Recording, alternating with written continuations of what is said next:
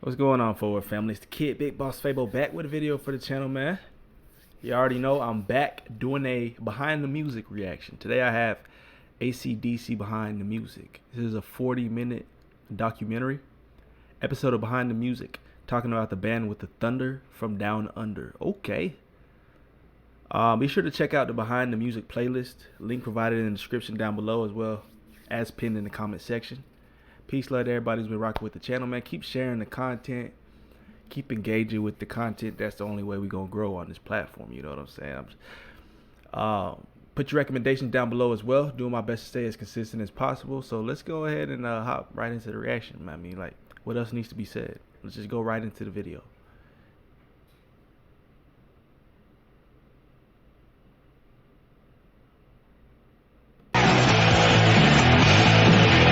acdc's electrifying brand of hard rock is as much a trademark as their guitar player's schoolboy uniform.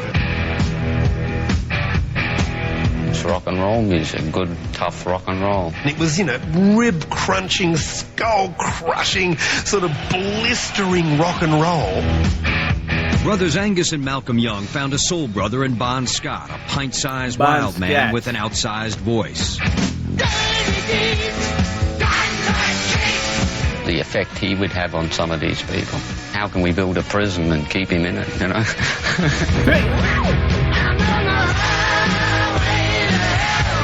With Bon up front, acdc rode to rock stardom on a high-voltage highway to hell. We drank like it was no tomorrow. We woke up and drank again. I can't help thinking that maybe Bon had an inkling that he might have been going a little bit.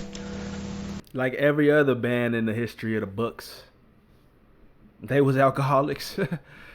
Like, this is probably, I don't even know how many Behind the Music documentaries I've done in total right now. I know it's over 10 or so, but a majority of them are bands, rock bands. The story, are they 9 times out of 10 similar? Yeah. You know, drug abuse, alcohol abuse. Too close to the edge. Y'all know the story. The band reeled in the wake of their singer's sudden death. I called Bon's parents to let them know what had happened. Over the phone. Yeah. Got a shock in my life. Devastated but determined, acdc buried and then replaced a legend. I was never brought in to replace Bon. I was brought in because Bon was there no more, except in spirit. acdc's musical tribute to their fallen frontman became one of the best-selling albums of all time. But the loss of Bon Scott would not be the band's only dance with death, as they found themselves linked to a serial killer. One of the pieces of evidence that was left behind was a hat bearing the letters acdc on it. Then a packed concert led to a crushing tragedy. And Malcolm was following in Bon's fatal footsteps. I was just physically and mentally screwed by the alcohol. But after 25 years of heartbreak and headbanging, acdc continued to rock. Well, they used to say, lock up your daughters when we came around. Now they're saying, lock up your mothers. Okay.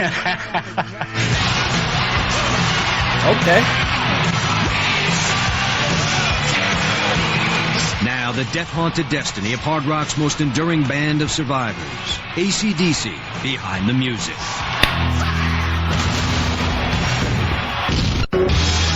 Aha! In 1979, lightning finally struck acdc. After 6 years of throwing out sparks, the band's hard-charging, high-decibel rock and roll finally exploded into the mainstream. No stop signs, speed limit. They weren't glitter rockers, they weren't heavy metal. Their schoolboy drag aside, acdc were in a class by themselves, with a sound all their own. The main thing about it is that it gives rock music a real kick in the guts, you know? Bon Scott. On stage and off, the band's rough and rowdy lead singer, Bon Scott, was the embodiment of acdc's power and passion. Bon was becoming a real hero very quickly amongst the tougher guys in the audience. They all wanted Bon, the drink, the wild life, you know, they loved him. Scotland Yard said the body of 30-year-old Bon Scott was discovered. Then in 1980, 5 years after he energized the band, Bon Scott was found dead. A post-mortem will be carried out later today to establish the cause. Bon Scott died drinking. His death nearly killed the band. I don't think we'll ever get over that one, you know. It's so hard to believe that the next day they're not there. He'd been part of our lives for a long time, you know. I was a bit numb, you know. I was really a bit numb, really. Bon was Bon. He was always the same and never expecting anything to happen to him. It was quite a shock. We wanted to continue the band, but we just didn't have the will to at the time. For acdc, the death of Bon Scott was more than the loss of a bandmate. It was a death in the family. And from the beginning, acdc was all about family. In 1963, Malcolm and Angus Young's unemployed father moved his family from their native Scotland to Australia. I was about to say, when they gonna take us back? Because I didn't get no introduction. Old Malcolm and 8-year-old Angus were a pair of immigrant kids looking to fit in. I had to learn how they talked, and you know, because Australia's got a bit mix of Americana and a bit, you know, the old world English. The youngest of 8 children, Angus and Malcolm remember a childhood with little money, but a wealth of music. It was just like learning to read to us. It was all part of, you know, it was the norm. You know, we thought everyone lived like that. Every few weeks there'd be a party for one reason or another. There was an old piano that we had, somebody would get on that, and they would sing all the old rock songs. Malcolm and Angus grew wild about rock and roll, especially when their older brother George formed his own band. The Easy Beats became a big hit down under. The Easy Beats. In the spring of '67, the Easy Beats scored a hit in America when Friday on My Mind went to number 16 on the U.S. singles charts. Angus and Malcolm were inspired by their big brother's rise to stardom. A family had just arrived in Australia, penniless. And 6 months later, you got TV cameras outside the doors. American dream right there, baby. Brother and a famous band. Eager to follow in their brother's footsteps, Malcolm and Angus quit school and joined separate bands. But in 1973, 20-year-old Malcolm suggested to 18-year-old Angus that they join forces. And I thought, well, why not? It's better than work, you know. We told our parents we were both in the same band. They said, I'll give you a week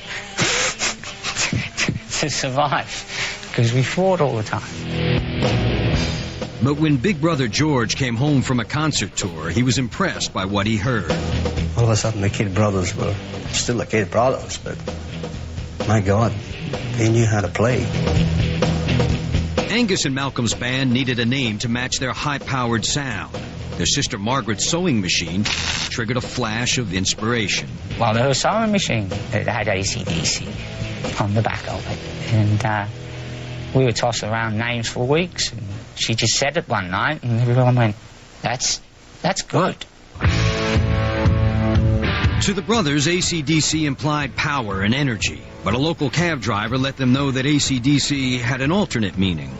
Hey, you know what that means, don't you? You guys aren't all gay. I said, what? You looking for trouble, pal, you know? He said, no, seriously. Bisexual, it's acdc. I go, oh, we better change the name. The name stuck, as did another gimmick courtesy of Sister Margaret's sewing machine. She said to Angus, you know, Angus, you're still more like a schoolboy, Angus, you know, you don't wear a schoolboy uniform. I think she said it jokingly. But the next thing, she was stitching up school suits for him. It's a fun thing, you know. I said, you can go as a schoolboy, then you can graduate and... You see that? Innovation a big thing, bro. It's a big thing when it comes to this. I wouldn't even just say music world, but maybe even entertainment, maybe just the creative realm.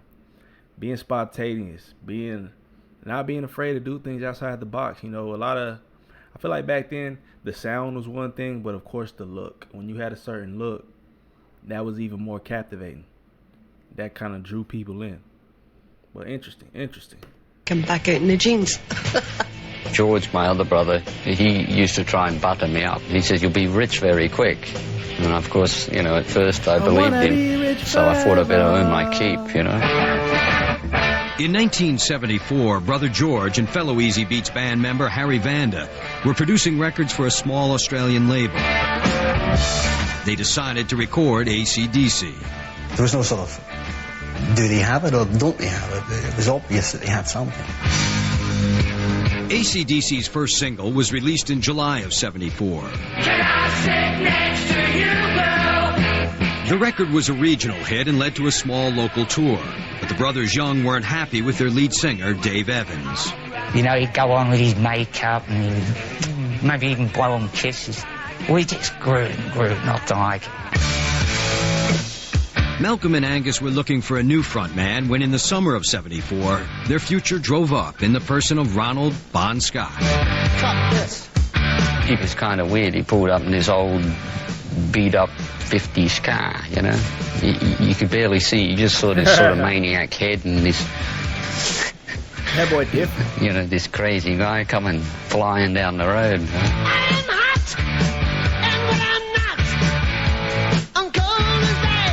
Like the Young brothers, Bon Scott was another Scottish immigrant raised in Australia. When we met him for the first time, it was like we'd known him forever.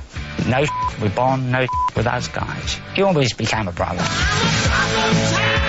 Bon was a headstrong wild child, bound and determined to be a rock star. All he wanted to do was be the singer in a band. You couldn't stop him once he made up his mind. That was what he wanted to do, and he just did it. Bon dreamed of fame, but found trouble instead. By 1974, he had already served jail time for assaulting a cop and had recently survived a near-fatal motorcycle crash. Young Savage. Bon had already burned out in local bands like the Valentines and Fraternity. To Malcolm and Angus, Bon looked and sounded like a perfect fit for acdc. We knew Bon could sing rock and roll. And from that point, we kept pestering him. You know, would you like to come? Angus and Malcolm had no doubts about hiring Bon Scott to front acdc. 2 weeks later, we show up and we go, George, we've got a new singer. And he goes, what?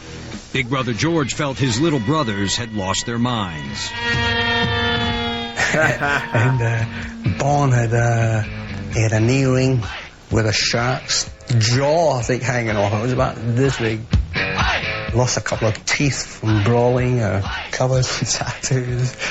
He looked like he'd been around the block more than a few times. You know what I mean? George was like, there's your man, no doubt. He says, that's reshaped the whole thing. You're a real rock and roll band now.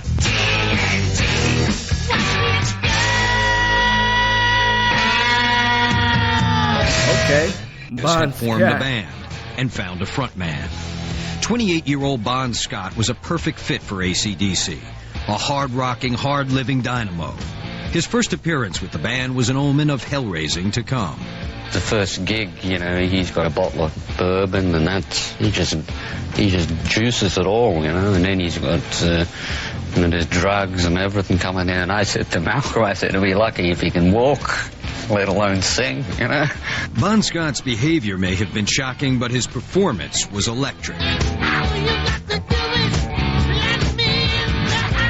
And we heard his voice proper then, and thought, geez, that guy's got some voice. He can scream, a great melody, he's got great feel.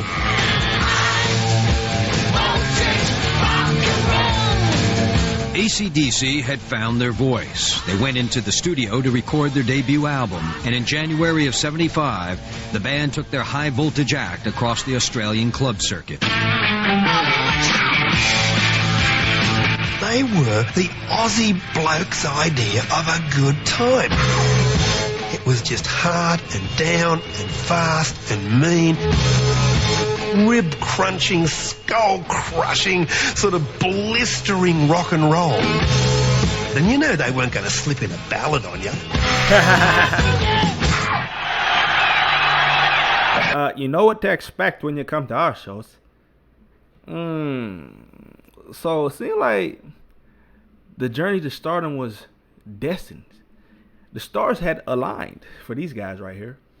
It definitely seems like they were able to kind of form and come together naturally. I mean, of course, there's probably some trial and error, but it seems like these guys were kind of able to vibe together, find some type of similarities in order to kind of progress the band.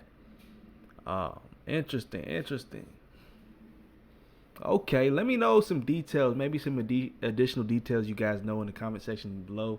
Type them down below. Having conquered Sydney's music scene, acdc relocated to Melbourne and retooled the group's lineup. He said, I am spending my life here. Bon Scott's voice had raised the band to another level, but there was room for improvement. The first High Voltage album had been released, but they were still looking to sort of secure the permanent band members.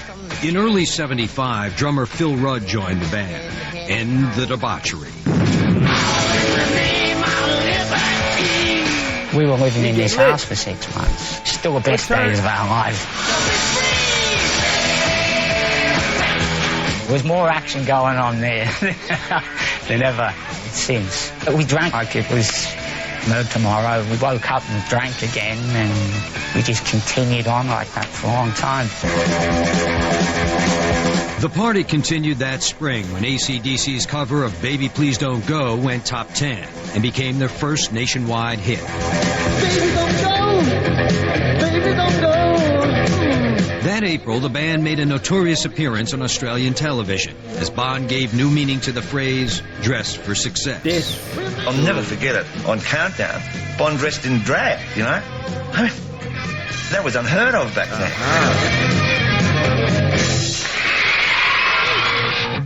Bon's drag act served to further acdc's raucous reputation, and by the summer of '75, they had a gold record and a growing fan base in Australia.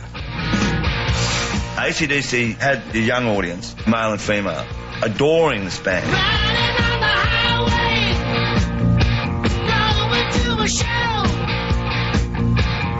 But as acdc's second album went to #2 in Australia, the band had no intention of remaining local heroes.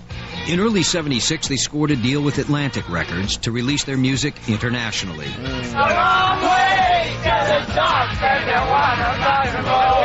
That spring, acdc boarded a plane to London, looking to conquer the world. I think it was inevitable that acdc were going to outgrow Australia. There was a whole world waiting for them.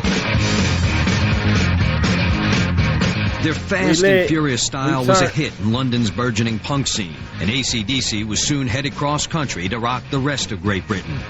Their reputation as the rude and rowdy band from Australia preceded them. I think they thought I was some sort of male stripper at some point. I think I played one like marquee nude. I didn't know that, what, they arrest people for that? I didn't know. acdc came to be considered less a band than a band of outlaws. On stage, acdc did everything they could to shock. Off stage, they got serious about their music, working with Angus and Malcolm's older brother George, who produced their next album, Let There Be Rock. Let there be guitar! Me and Malcolm said, well, we really want a lot of guitars, you know, big guitars. Released in the summer of '77, Let There Be Rock blasted onto the U.S. charts. acdc were on the verge of becoming an international hard rock phenomenon.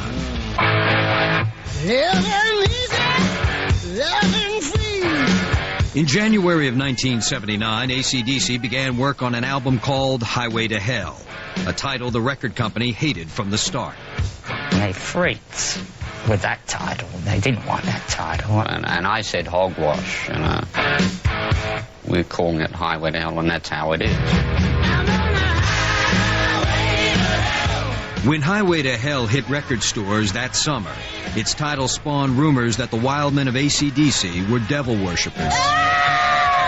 But to acdc, Highway to Hell was a tribute to the hard life of a touring rock and roll band. If you'd have been on the road with us for those years up to that point, you would have known exactly what we were talking about. After 6 hard years on the road and in the studio, acdc... A lot of people tend to assume things like that. Oh, they're Satanists. Oh, But then again, you do see rock bands that tend to use a lot of symbolism that's associated with the occult, Satanism, and it's just to get a stir out of people, get a rise out of folks. But I don't see why they do it. I think at times it's unnecessary. There's a lot of other, schemes and stuff that you can pull, but I don't feel like it's funny because the world of, shock value had returned in music. People trying to do crazy things just to get attention, and the music's not even speaking for itself. They're just doing antics. But hey, to each their own. His grit and determination were finally paying off. Bon Scott was enjoying the high times. Only for Bon, the high times were even higher. We go back to the hotel, so, oh, Bon, it's 3 in the morning, we've got to crash, got to go. And just one more drink. And we'd wake up in the morning, Bon, wake up, oh. And you get up back onto his drink. Oh, where were we? Where they were was on the rise. Highway to Hell raced up the Billboard charts and hit the top 20 as the 70s came to a close. As the 80s began, acdc looked forward to further rock and roll glory. But the new decade was doomed to begin not with distinction, but with sudden, shocking death.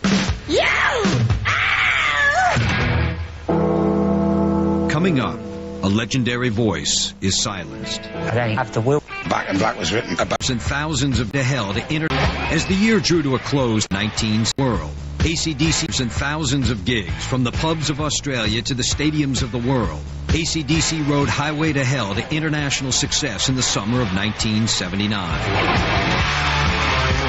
As the year drew to a close, the decade ahead promised more gold records and good fortune. Are you rich, though? I mean, are you making the bread? Yes. I just bought Big Ben. But the band's exhausting workload and equally intense appetite for drugs and alcohol were taking their inevitable toll. We've been working non-stop since the band started. Just got to have a break occasionally. Frontman Bon Scott led the partying as well. We lit. No one could stop Bon's wild ways, not even his beloved mother. Got another empty bottle. You didn't tell Ron what to do. I never went too far. I just said I didn't like him drinking, but when they get to that stage, they don't listen to you. Under pressure to record a follow-up to Highway to Hell, acdc returned to London in January of 1980. Malcolm and Angus Young invited Bon to the studio, eager to play him the new music for their next album. They were fantastic. He's looking after himself. And his teeth were all fixed. Got myself a one-way ticket. And we said, we're just about ready for you, Bon. So maybe next week sometime, And of course, it never happened, Bon would never put lyrics to the music Malcolm and Angus had written. On Tuesday night, February 19th, 1980, Bon Scott went out drinking in London with a friend. He went out just for a drink, a relaxation, maybe to clear the head, and then look forward to getting into his writing, come up with some ideas, he had it all in front of him. On that cold night, Bon Scott was only 33 years old, but his time was running out. After a night of heavy drinking, Bon ended the evening alone, passed out in a car parked outside his friend's house. In the morning, he was found dead. From what I still can gather, he had fallen asleep, in a car, and more or less, asphyxiated, He choked through the night, the position he was sleeping in, During the night, Bon had apparently vomited in his sleep and choked to death. Angus was the first band member to get the sad news. I had called the guy that was managing us, and he told me, that it was true that he had died, so... Wow. Angus called me. I was just totally stunned. You can't explain a death and how it affects you, Everything just is numb. It's as simple as that. R.I.P. to the gang. R.I.P. to the squad. Crazy. wondered, you know, just what do you do? Scotland Yard said the body of Bon Scott was discovered last night in the car. Post-mortem will be carried out later today. Was the result of some heavy drinking. Within hours, everyone in the band knew the awful truth, Everybody and the media were already flashing the news of Bon's death. Malcolm took it upon himself to notify Bon's family in Australia before the tabloid reporters got to them first. Someone had to tell them, you know, and it better coming from one of the band than from a newspaper. Over the phone. Yeah, got a shock in my life. Because I thought it was him on the end of the phone. Because I just screamed. Yeah. Most difficult thing I've ever had to do. God knows how they felt. I hope I'd never have to do anything like that again. The band pulled together and refused all interviews, while Bon's death was sensationalized in the tabloid press. Especially in Britain, they made it a bit of a joke almost, you know, and we've never forgiven them for that. All we were concerned about, mainly at that time, was Bon's parents. They're really nice people. They don't need this. A lot of the stories are, I don't know, not very good reading sometimes, you know. I just had to skip over the bad bits. As the grim news swirled around them, Bon's friends and bandmates dealt with the pain of a crushing blow. Typical tabloids. They definitely know how to kick a man when he's down, you know. I mean, that was Bon's life. I mean, you know, even though he was this sweet, lovely guy, he did drink a lot. He did sort of live the rock and roll lifestyle to its absolute extreme. But, gee, you know, Bon had been drunk before. I mean, Bon shouldn't have died. It was a loss to us of this incredible character that all of us had embraced, and he'd embraced us all.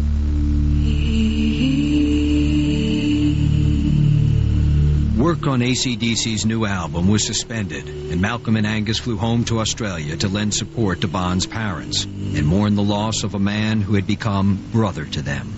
When you're younger, you don't really think. That's real. They flew home to where his parents were at. That's real. That's real right there. That something like death is going to touch you. You know, I'd never really had that, you know, a tragedy that close, you know, and especially someone like Bon. It was just one of those things where, you know, one day somebody's there and it's so hard to believe that the next day they're not there. On March 1st, 1980, Bon Scott was buried in Fremantle, the town where he was raised. And you go through the motions of the funeral and everything else, but you're just numb. You know, you're just dumbfounded. You can't believe what's really happened, you know. I don't think we'll ever get over that one, you know. We wanted to continue the band, but we just didn't have the will to. Without Bon, the surviving band members believed acdc was dead. But Bon's parents encouraged them to keep the band alive, that Bon would have wanted it that way.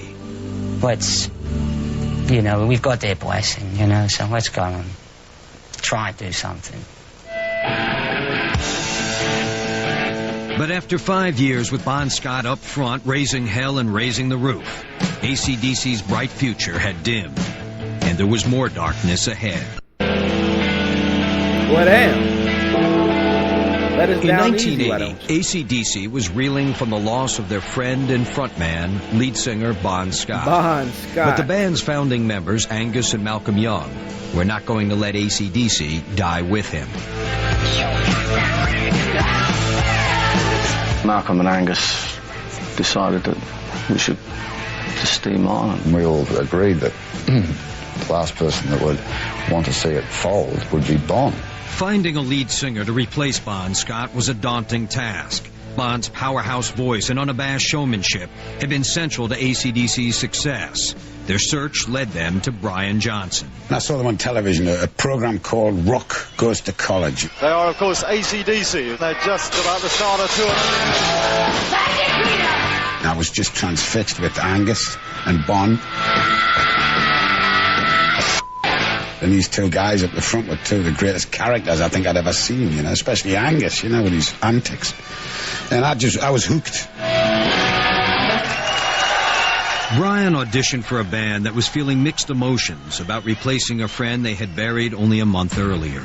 There would never be another Bon, but Brian walked in one day for an audition. We just felt really comfortable with him, and again, he could sing his balls out. acdc hired Brian in April of 1980 and got down to the task of making their first album without Bon Scott. The classic? The music of the album, its title, and its cover were all dedicated to Bon's memory. We wanted it just a simple black cover. We wouldn't have even done him justice in words. Also, even, you know, with the bell in the beginning, the Hell's Bells, was our own little tribute. We were determined to make a good album, you know, to make the thing work, not to prove ourselves, but to show we could still get the unit cranking.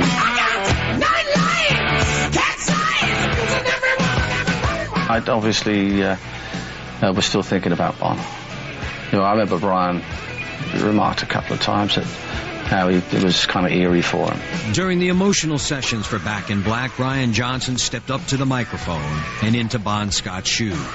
I remember just going up there and just crossing my fingers and just belting my lungs out as high and as hard as I could with as much feeling as I could. I mean, I wanted to impress these guys. As Brian and the band prepared for the upcoming Back in Black tour, there was apprehension about how their new lead singer would be accepted by the fans. It was the first time ever I'd be singing some of Bon's songs. Nerve-wracking it was, real nerve-wracking. Brian was very worried, you know, at the time, and but we thought, well, you just hang in there, Brian. You just do what you do best. Easier said than done. The fans were still with acdc, and now there would be millions more of them. Released in the summer of 1980, Back in Black sold 16 million copies to become one of the 10 best-selling albums in rock and roll history. To come back that strong with a new vocalist is an absolutely remarkable feat for them to accomplish. She was a fast machine, she kept the motor clean, she was the best damn woman that I ever seen. acdc's musical memorial to Bon Scott hit the top 5 on 3 continents, and that fall, Back in Black spawned the band's first top 40 single. The album's phenomenal success proved an impossible act to follow. After Back in Black, it was so huge. The world was waiting for this, you know, for this follow-up. And I just don't think you can do it. It's like the stock market, it's going to fall down sometime, you know. I mean, very rare that artists are able to recreate that legendary, that classic piece of work. And they try, part 2, the sequel, bruh. Just because you put the second spin on it or like title it part 2, that does not mean it's gonna have the same resignation.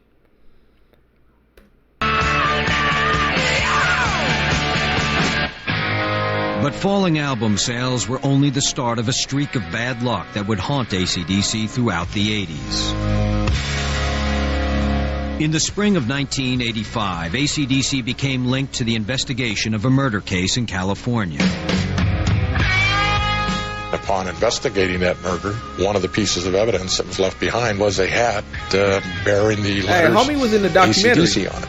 In an attempt to track down the infamous killer known as the Night Stalker, homicide detective Gil Carrillo released a picture of the hat to the press. What the significance was trying to get attention through the media to see if anybody knew somebody that wore an acdc hat that might call in. Sheriff Department, Martinez, help you? The county was held in terror. They were full of fear. While law enforcement pressed their manhunt for the mystery man suspected in 13 brutal murders, the press built up the serial killer's link to acdc. The press assumed an awful lot, and the press put a lot more to the significance of the hat than the homicide investigators. On August 31st, the Night Stalker was finally arrested. The press reported that Richard Ramirez, a confessed Satanist, was inspired by acdc. I thought it was a joke at first. And we just thought, this is crazy. I mean, what?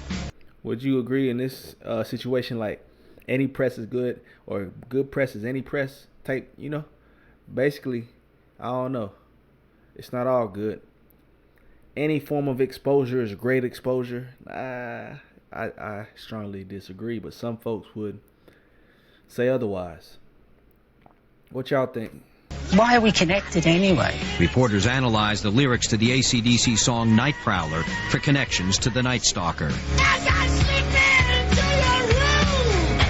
Our song is not called Night Stalker, it's called Night Prowler, and it's about things you used to do when you were a kid, like sneak in at your girlfriend's bedroom window when their parents were asleep. It just sickens you, you know? It sickens you to have anything to do with that kind of thing, even if your name's mentioned and you've got nothing to do with it. The media frenzy surrounding the Ramirez case horrified the band. As the press played up the satanic angle, it was suggested that AC/DC's name stood for Antichrist, Devil's Children. It's been called everything since, you know, AC/DC, the meaning of the letters, you know. No matter you tell them the sewing machine story and everything, they still think, no, there's more to this. And I don't know why they zeroed in on us. I could never see the connection myself. That same year, AC/DC found themselves at the center of another controversy when the Parents Music Resource Center, led by a group of U.S. senators' wives, including Tipper Gore, placed AC/DC at the top of a list of artists they deemed obscene.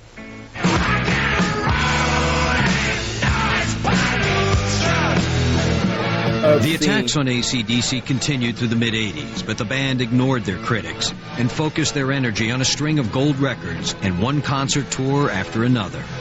As long as we got clubs to play, well, we're cool, you know. If we could play all around the world in clubs, hey, what a life. So we were never, you know, felt defeated. Still, the years since Bon Scott's death had taken a toll on Malcolm. His drinking had steadily increased, and in April of '88, he finally bottomed out. My drinking overtook, you know, my whole thing. You know, I felt like almost Dr. Jekyll, Mr. Hyde, you know. On stage, Malcolm tried to keep it together, but off stage, he was unraveling. In the middle of the band's Blow Up Your Video tour, Malcolm realized he couldn't take it anymore. So I had a talk with Angus, and he said, how would you feel if I could at least take a break? I think he was worried about me, that he'd be disappointing me. But he turned and he said, look, I'm gonna, you know, I'll have to stop, you know, because if I continue, he felt he'd become a casualty, you know. And he was a big enough man to turn around and say, you know, I can't cope with this. So I was letting people down. I was making people get worried about me. I wasn't brain dead, but I was just physically and mentally screwed by the alcohol. The brothers recruited their nephew Stevie to play for Malcolm while he fought to get sober. In time, with the help of Alcoholics Anonymous, Malcolm was able to put down the bottle and pick up the guitar. That did it. That got me right. It put me on track, you know. It woke me right up. God knows what he went through. But whatever it was, he fixed himself better than ever, you know. Yeah. So that's about all I can say about that. You know, it was a detour, a bad detour I had to take, you know. And just hoping I never go that way again. Malcolm had saved his own life, but death had not yet finished haunting AC/DC. On January 18th, 1991, a concert in Salt Lake City, Utah, turned into a nightmare. Terrible night. Never forget as long as I live. The concert had barely begun when tragedy struck. Seating was not reserved, so that night, as the doors opened, 13,000 eager fans rushed forward to claim seats near the front of the stage. 3 fans were trampled to death in the stampede. At the time, AC/DC didn't know the full story. And I got well, there's one dead, and that was it. I just sat in, tears. Angus was just beside himself. I could see he was welling up. Mal had tried to hold it together as best he could. The band wanted to stop the show, but were advised to play on to avoid further chaos. When they later learned that 3 fans had been crushed to death, they were heartbroken. The event was so painful that to this day, Malcolm will not talk about it. I think what hurt most is the next day in the newspapers they were saying band played on where kids died about them, and they had a photograph of me with a smile on my face. It was just journalistic opportunity that just went beyond the bounds of decency. You know, I was just so angry and hurt.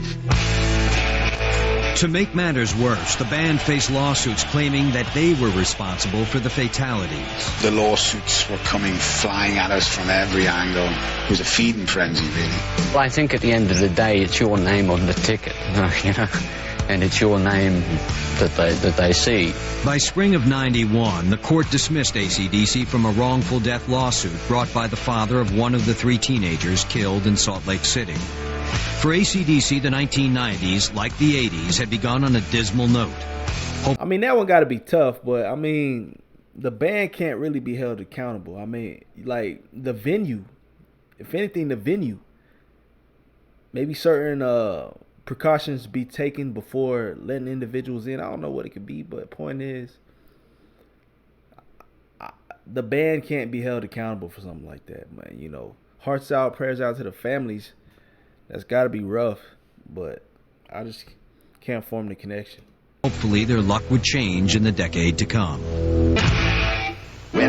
Coming up, AC/DC attacks the new millennium. It's 100%, you know, there's no screwing around, especially with AC/DC. I was born with a stiff upper lip. After a tragic concert in Salt Lake City in January of 1991, AC/DC was hoping for a fresh start in the new decade and a chance to put their often painful past behind them. In September of '91, Russian President Boris Yeltsin invited AC/DC to headline a free concert for young Russians who had helped to block a communist coup. When we arrived in Moscow, getting off the plane, there was just so many people. It was like they just stopped work. It was supposed to be initially in Red Square, and I think they gauged with the reaction they were getting from people arriving, or however they were gauging how many people they were going to get. They moved it, and it ended up in an airstrip on the suburbs of Moscow. It was phenomenal. On the night of September 28, 1991, over 1 million Russians rocked with AC/DC at a former Soviet air base. That was a great gig. I remember walking on there and just my heart was beating, you know. I mean, it was just forever. Forever. The band left Moscow with a renewed sense of optimism.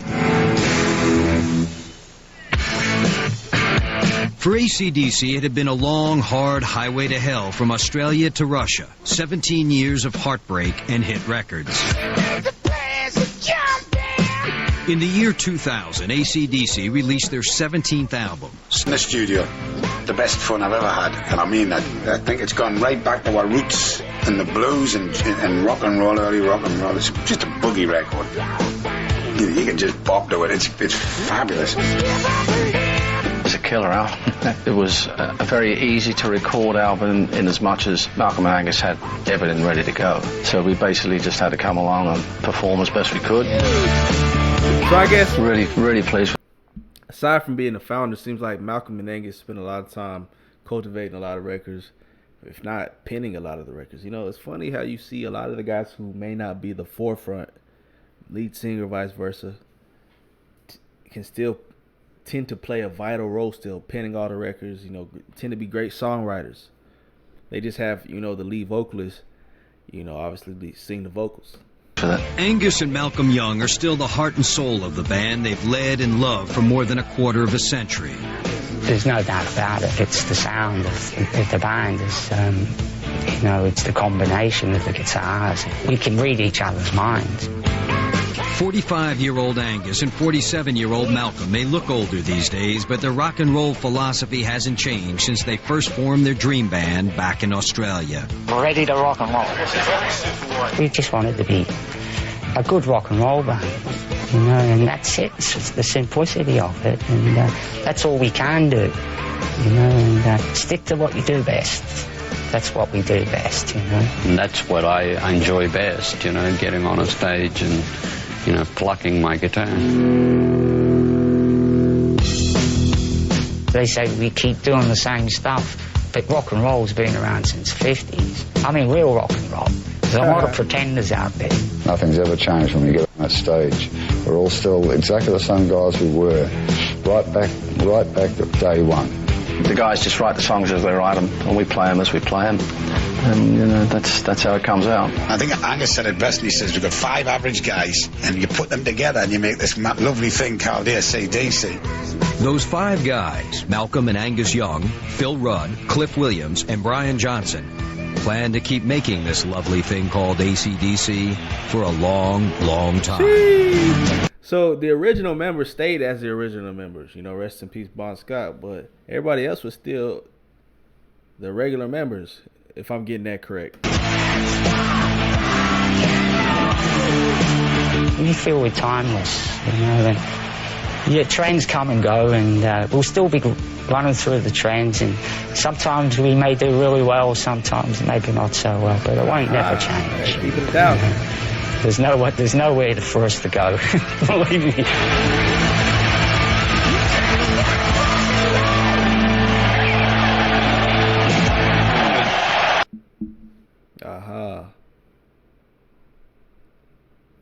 acdc behind the music, man. Let me know y'all thoughts on that one in the comment section down below. They were the biggest selling rock. Like, comment, subscribe, hit the notification bell, follow me on Instagram, Twitter at FortWorthFabian. It's the road to 1 million, man. Peace, love to everybody rocking with the channel. If you have specific acdc recommendations, put them down in the comment section below. Peace, love. We'll catch you guys next time. We out here.